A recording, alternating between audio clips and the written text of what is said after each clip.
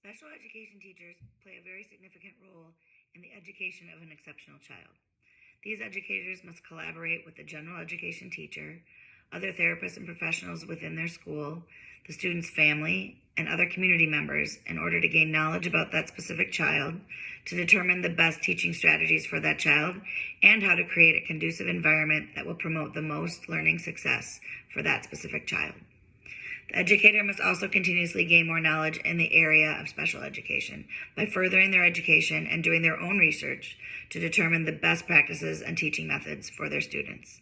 It is important that all special education teachers adhere to a high level of ethical standards, which are always in the best interest of the student. Recognizing their own biases and deepening their understanding of any differences between the background, culture, and other beliefs of their students and themselves is also necessary in order to provide the best teaching plans. Staying well educated, continuing to perform research, collaborating with a multitude of individuals, and always keeping the student's interests as top priority will all help to advance the profession of special education as a whole. I strongly agree with every disposition listed on the self-assessment survey, and I believe that is because I am the parent of a special needs child. I have sat across the desk from numerous special education teachers, listening to the results of their assessments and their plans for my son. I have been very pleased at times, and I have been very dissatisfied at other times. I have had high expectations of those teachers, and I expect the parents of the children I teach in the future to have the same expectations of me. I will hold myself accountable to provide exceptional service to my students, and I will do this because some very wonderful people and teachers did this for my son and for me, and I will never be able to express my gratitude. I am hoping now that I can pay it forward.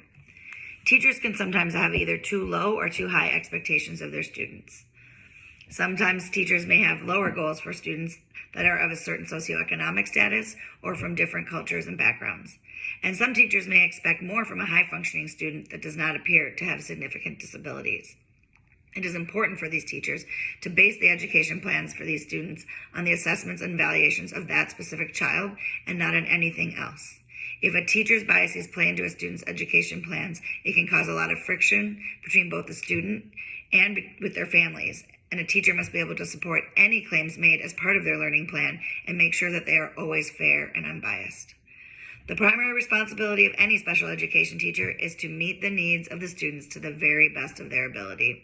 Maintaining compassion for, patience with, and empathy for both the students and their families will help to establish strong relationships which will only benefit the child throughout their education.